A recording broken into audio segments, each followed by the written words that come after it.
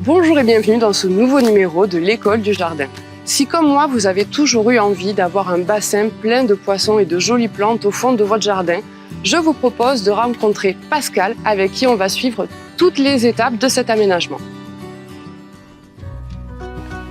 Bonjour Pascal. Bonjour. Je vous retrouve ici devant l'atelier que vous nous avez préparé pour nous concocter ce petit coin de paradis dans notre jardin. Alors, quelle serait la première étape avant d'installer nos petits poissons? On commence pour voir la situation de votre bassin qui vous plaise au niveau de votre jardin. Ensuite, on va faire un picotage pour voir la dimension que votre jardin peut autoriser, la dimension de votre bassin. Donc un picotage, en clair, je marque au sol le périmètre que va occuper mon bassin.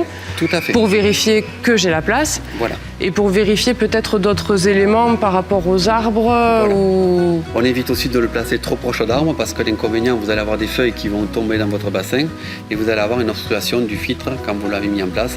Et ensuite, vous allez avoir une apparition de vase au niveau de votre bassin et une teinte au niveau de l'eau. Alors les que plantes typiquement, on a tous envie de le mettre à l'ombre, le voilà, bassin. On tout se dit, à ils fait. seront bien. Il en faut un peu d'ombre, mais il ne faut pas quand même une ombre complète. Parce que c'est la lumière qui incite à avoir des couleurs beaucoup plus vives au niveau des poissons. Si vous avez un endroit obscur et que vous n'avez pas de lumière, un poisson va devenir noir, il va perdre ses couleurs. D'accord. Comme dans la nature, pareil. Si vous pêchez une truite dans un ruisseau, si elle est en plein jour, vous allez avoir beaucoup plus clair que si c'est une truite que vous avez pêchée dans un endroit très sombre, qui sort très peu, va devenir très noir. C'est comme nous, finalement, il leur faut leur taux de lumière par jour pour être en bonne santé. Tout à fait, c'est ça. Il y a d'autres éléments importants, notamment vous en avez parlé par rapport aux arbres. Quand les feuilles tombent, c'est peut-être un traitement d'eau. Comment ça se passe? L'épuisette tous les matins? Oui, après on fait qu'une épuisette, on ramasse les feuilles s'il y en a dedans. Ou après, sinon, il existe un skimmer. Un skimmer, c'est un appareil qu'on met dans l'eau et qui va absorber les feuilles. Après, on a un panier, on jette les feuilles quand il y en a trop. Voilà, ou plus simplement le système de filtration. Voilà, exactement. Mais la feuille, de toute façon, ne rentrera pas dans le filtre. Vous êtes obligé de la ramasser. C'est trop gros. Alors le filtre, c'est tout ce qui va être les déjections des poissons. Tout ce qui est pollution de l'eau, ça peut être les poussières qui vont être engendrées par le vent, qui vont obligatoirement venir dans le bassin. Donc ça va faire une eau qui peut, s'il n'y avait pas de filtration, qui va devenir teintée. Et la mousse va permettre d'absorber toutes les microparticules que vous avez en suspens dans l'eau. Et est-ce que ce filtre, je vais devoir le nettoyer régulièrement? Un filtre se nettoie, et pas complètement, on le nettoie à peu près une fois par mois. Tout dépend de la densité que vous avez en poisson dans un aquarium, mais comme pareil dans un bassin, la densité va faire que l'eau va être plus claire ou plus chargée en particules et en pollution. Ça se vérifie avec... Non, ça vous allez le voir, c'est le filtre qui va déjà baisser son régime, c'est-à-dire que le filtre, il va perdre de son intensité, c'est-à-dire qu'il va diminuer en débit, ce qui veut dire que les masses filtrantes sont chargées. Et à ce moment-là, on va les nettoyer, mais on ne les nettoie pas complètement. Parce qu'à l'intérieur du filtre, vous avez des bactéries qui contribuent à faire la filtration dans votre bassin, et en même temps qui contribuent aussi à éclaircir votre eau. D'accord, il ne faut pas que je casse complètement l'écosystème qu'ils se sont créés finalement. Voilà, tout à fait. Mais sinon, vous allez avoir une apparition de problèmes au niveau du bassin. Vous allez avoir une montée de nitrate et de nitrite qui vont faire un déséquilibre au niveau des poissons et qui vont les rendre malades. D'accord. Donc c'est pour ça qu'il faut l'éviter.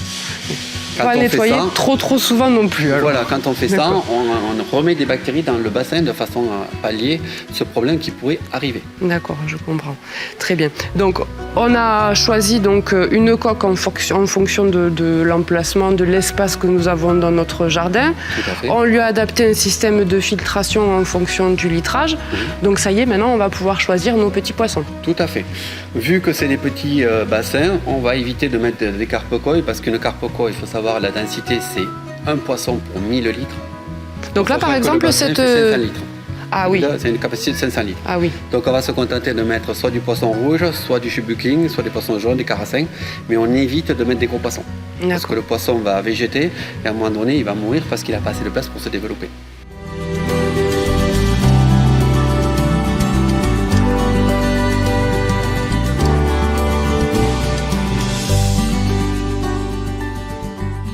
Alors Pascal, est-ce que vous pouvez nous montrer un peu plus en détail le système de filtration?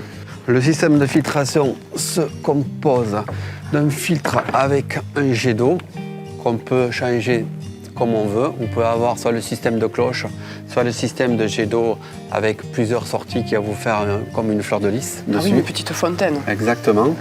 Ensuite, le filtre se compose d'une mousse filtrante qui va être à l'intérieur, qui va vous permettre de filtrer les petites particules. Ensuite, vous allez avoir un UV qui est intégré de 11 watts qui permet d'empêcher d'avoir l'eau qui verdit. C'est-à-dire que les microalgues qui vont se former dans l'eau vont passer à travers un tube quartz qui est à l'intérieur du filtre, qui va être brûlé par le tube UV et qui va vous permettre d'avoir l'eau toujours claire.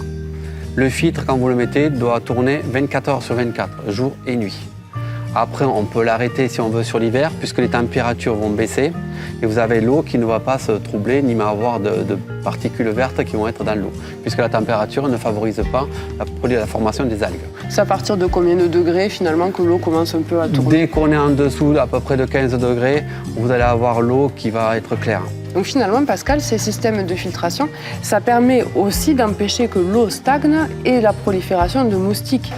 Non, le moustique prolifère pareil. Le moustique, du moins qu'on a un milieu aquatique, va obligatoirement venir, comme beaucoup d'autres animaux, que ce soit les grenouilles, vous aurez des libellules, vous allez avoir beaucoup d'animaux qui vont faire que l'écosystème va vivre.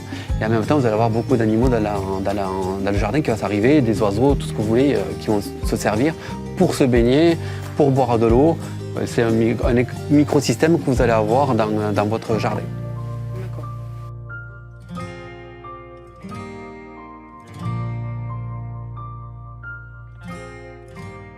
Concrètement, Pascal, si je veux nettoyer mon système de filtrage, je le prends, je le mets sous l'eau ou il y a plus simple? Non, il y a plus simple. Bon, déjà, on le débranche, on le sort de l'eau et ensuite, on va enlever ces clapets qui sont sur le côté, les 4 clapets. Ensuite, le boîtier va s'ouvrir. Vous avez une mousse bleue qui est à l'intérieur bleu ou autre couleur, ça dépend des marques. Et ça, vous allez le passer sous l'eau. Et surtout, vous ne le rincez pas complètement pour éviter d'enlever l'écosystème qui est à l'intérieur de votre filtre. Pour quand vous allez le remettre, que les bactéries soient encore présentes pour refaire l'écosystème.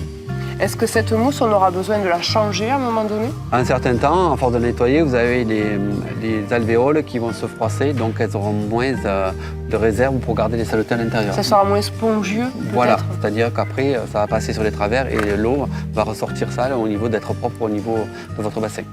Alors là, on le place plutôt au milieu du bassin, sur un côté, peu importe. On essaie de le mettre au milieu, pourquoi? Pour éviter qu'il y ait des zones qui ne soient pas filtrées.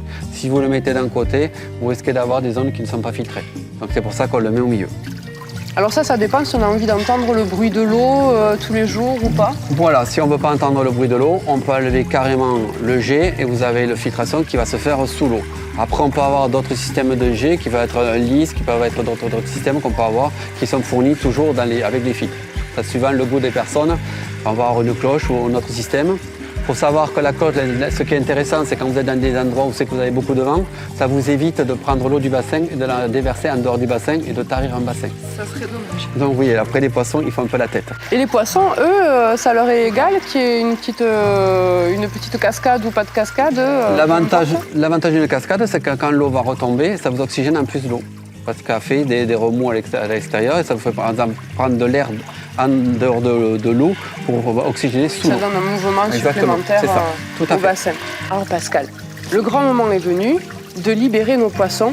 Mais avant ça, il y a quand même 2 étapes et 2 choses à dire très importantes. Nous, là, on le fait un peu rapidement, puisque normalement, il y a quand même un délai à attendre avant de plonger nos poissons, que notre bassin soit, on va dire, en prêt, voilà. Et on doit acclimater nos poissons. Tout à fait. Qu'est-ce que ça veut dire? Avant de mettre les poissons dans un bassin, on doit avoir un délai qui doit se situer autour d'1 mois. C'est pour que le cycle de l'azote soit fini au niveau du bassin. Et ça, est-ce que je le vérifie avec une... Après, on peut emmener de l'eau, on va regarder, on va tester l'eau. Et si on voit qu'il n'y a plus de nitrate ni de nitrite, on va pouvoir intégrer les poissons.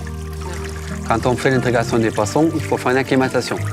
C'est-à-dire qu'on met la poche à tremper avec les poissons à l'intérieur de votre bassin pendant minimum 10 minutes, de façon que l'eau à l'intérieur de la poche du poisson soit à la même température que votre bassin. Ensuite, on va faire quelques manipulations qui consistent à mettre de l'eau dans la poche par petites quantités. Et après, on les libère. Ils vont être contents de retrouver leur liberté. Ah ben ça y est, ils vont pouvoir enfin gambader. Pascal, nous en sommes maintenant à l'étape de l'installation de nos plantes.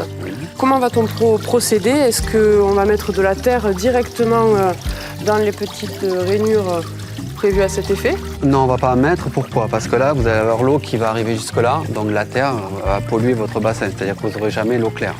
Les plantes, on va les mettre dans des paniers qui sont comme ça, et vous allez mettre du terreau aquatique, comme à l'intérieur. Ensuite, on prend sa plante, on la dépote comme ça. Ensuite, on la met dans son pot, et après, on comble avec du terreau. Et par-dessus, on peut mettre quelques graviers pour éviter que la terre sorte comme ça. Et après, vous les plantez sur le côté. Et après, vous mettez du gravier de façon à cacher un petit peu votre pot pour éviter que ça se voit trop de l'extérieur. Puisqu'en fait, le sol arrive à Vous avez le sol qui va arriver ici, comme ça, de façon à masquer un petit peu la forme du bassin pour éviter de voir le plastique.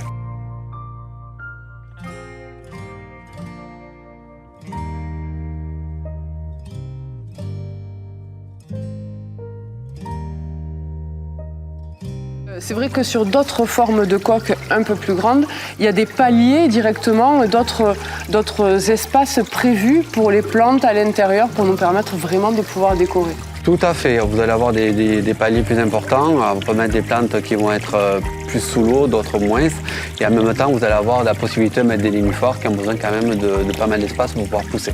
Les fameux nénuphars. Voilà, et toujours dans les plantes dans des paniers pour éviter de casser un bassin, parce que la racine d'un nénuphar se développe énormément, donc ça pousse et ça peut vous percer une coque. Beaucoup plus pratique pour l'entretien. Exactement, ça vous permet de le sortir et de tailler s'il y a des racines qui sont trop importantes, vous permettez de les tailler et de faire des boutures et de refaire des nénuphars si vous voulez en refaire. J'espère que comme moi, vous avez compris toutes les étapes pour réaliser votre petit coin de paradis. Moi, je me lance et je vous dis à très vite pour un prochain numéro.